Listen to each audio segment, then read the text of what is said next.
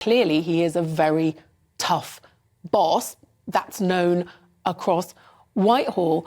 But on the other hand, it's obvious that he felt he had to go because he'd said if complaints were upheld, he would. The Prime Minister said that was the right decision.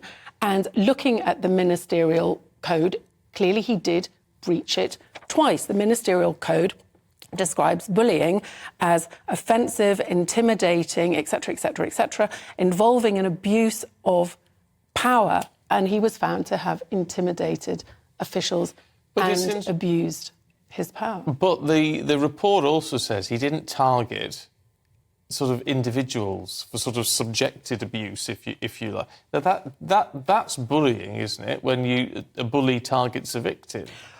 Well, the thing is that bullying, I think, what constitutes bullying is a very, very grey area. Some people say that for it to be bullying, it's got to be deliberate.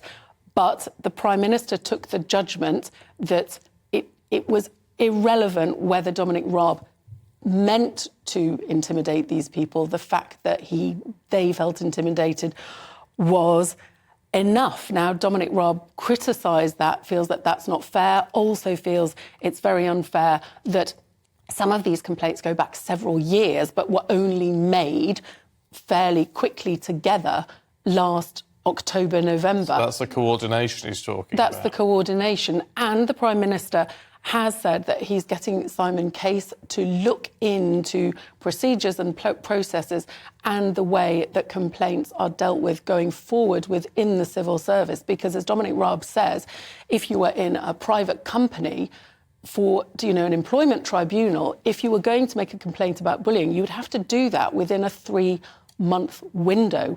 Some of these complaints go back a very long time. So it has raised real issues. But of course, number 10 will be really, really hoping that the conversation moves on from this. And what they don't want is to feel that there is a sort of bad blood with the civil service, because, of course, the government is going to rely very heavily on the civil service to get many of its policies implemented. And could there be bad blood now, Katherine? Because Dominic Raab, talking about the passive-aggressive culture of civil servants, he's even claimed in some interviews last night that they're trying to block government policy. He touched on Brexit. How much truth do you think is in that? Because the FDA union, who represents civil servants, has said that's a dangerous conspiracy theory. Are we seeing an increasing divide between civil servants and ministers? Well, Dominic Raab did say he was a big fan of the civil service, and he also said that most of them were fantastic.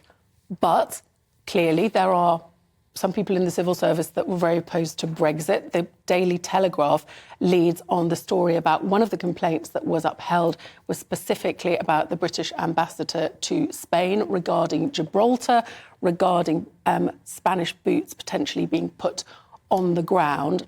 Dominic Raab found out about that, thought it was unacceptable, and had that official taken out of the talks. Now, of course, we don't know the officials' side of that, but clearly there are people that feel that the civil service is largely anti-Brexit and were not happy about some of these things that they were being asked to do. The same could be said, of course, of Priti Patel. She was also found guilty of bullying under Boris Johnson. Now, Boris Johnson chose to keep her, and the ethics advisor at that point resigned.